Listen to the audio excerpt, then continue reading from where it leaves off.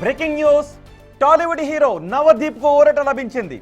గతంలో నమోదైన డ్రగ్స్ కేసును హైకోర్టు కొట్టేసింది. నవదీప్ దగ్గర ఎటువంటి డ్రగ్స్ దొరకలేదు అంటూ కేసును కొట్టేసింది హైకోర్టు.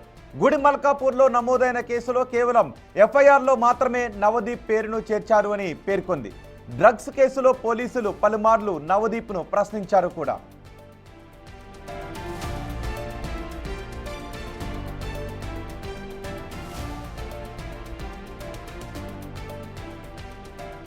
మరింత సమాచారం మా ప్రతినిధి సురేష్ అందిస్తారు. సురేష్, ఈ కేసుకు సంబంధించి పూర్తి డీటెయిల్స్ ఏంటి?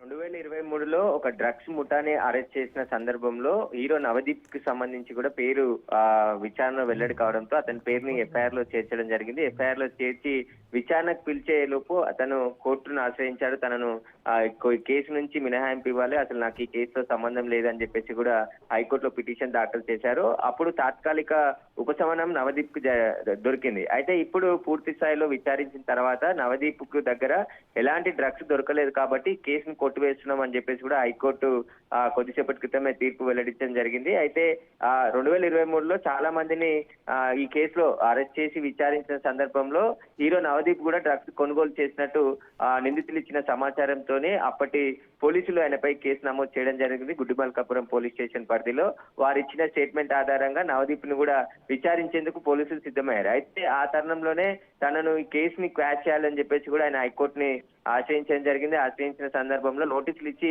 విచారణ మాత్రం చేయండి, అరెస్ట్ చేయొద్దు అని చెప్పేసి కూడా కోర్టు అప్పుడు తెలిపింది. అయితే ఈ రోజు మళ్ళీ పూర్తి స్థాయిలో విచారించిన తర్వాత 2023లో నమోదైనటువంటి గుడిమల్కాపూర్ పోలీస్ స్టేషన్ పరిధిలో ఉన్నటువంటి డ్రగ్స్ కేసులో నవదీప్ పేరును కొట్టివేస్తూ ఆయనపై నమోదైన కేసును కూడా కొట్టివేస్తూ హైకోర్టు క్లీన్ చిట్ ఇవ్వడం జరిగింది. అందులో భాగంగా ఎందుకంటే అతని దగ్గర అసలు అప్పట్లో ఆ కేసులో ఎటువంటి డ్రగ్స్ నవదీప్ దగ్గర దొరకకపోయినా మరి ఎందుకు అప్పుడు నవదీప్ను పోలీసులు ఎఫ్ఐఆర్ లో చేర్చారు?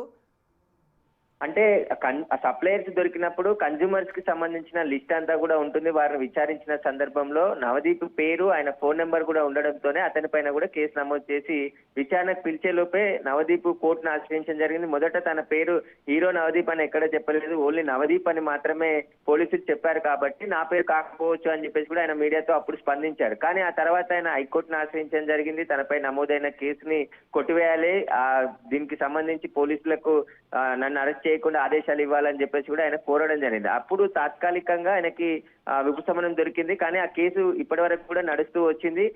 నవదీప్ తరపున న్యాయవాది హైకోర్టులో గట్టిగా వాదించి నవదీప్ దగ్గర ఎలాంటి డ్రగ్స్ ని పోలీసులు సీజ్ చేయలేదు కాబట్టి అతని పైన ఉన్నటువంటి ఈ కేసును కొట్టివేయాలని చెప్పేసి కూడా కోర్టులో వాదనలు వినిపించడంతో నవదీప్ కి సంబంధించిన అడ్వకేట్ వాదనలు ఏకీభవించి నవదీప్ దగ్గర ఎలాంటి డ్రగ్స్ పోలీసులు సీజ్ చేయలేదు కాబట్టి అతని పైన ఈ కేసు నిలబడదు అని చెప్పేసి కూడా హైకోర్టు స్పష్టం చేస్తూ ఆ కేసుని కొట్టివేయడం జరిగింది. అంటే అప్పటి నుంచి పోలీసులు నవదీప్కి వ్యతిరేకంగా ఎటువంటి సాక్ష్యాలని కూడా సంపాదించలేకపోయారా?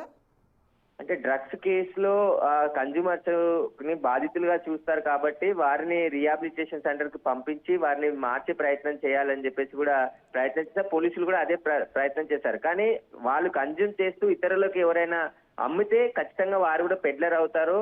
వాటికి సంబంధించిన ఇన్వెస్టిగేషన్ లో పోలీసులకు ఎలాంటి ఆధారాలు దొరకలేదు కాబట్టి కోర్టుకు సబ్మిట్ చేయలేదు. ఆయన దగ్గర కూడా డ్రగ్స్ మూలాలుగా అంటే డ్రగ్స్ సేవించుంటే డ్రగ్స్ సేవించిన గతంలో సేవించాను తప్ప నేను ఇప్పుడు డ్రగ్స్ వాడట్లేదు అని చెప్పేసి కూడా నవదీప్ స్వయంగా అప్పుడు చెప్పినట్టు తెలుస్తుంది. కానీ ఆ తర్వాత నవదీప్ దగ్గర ఎలాంటి డ్రగ్స్ కి సంబంధించిన మెటీరియల్ కానీ అతని సోదాలు చేసిన సందర్భంలో ఎక్కడ కూడా దొరకలేదు కాబట్టి ఈ కేసును కొట్టివేయాలని చెప్పేసి నవదీప్ కు సంబంధించిన న్యాయవాది కోర్టులో వాదనలు వినిపించడం జరిగింది. ఆ వాదనలు ఏకీభవిస్తూ హైకోర్టు కేసు కొట్టివేయడం జరిగింది. బిగ్ రిలీఫ్ అనే మనం చెప్పొచ్చు నవదీప్ ఈ కేసులో. రైట్ సురేష్.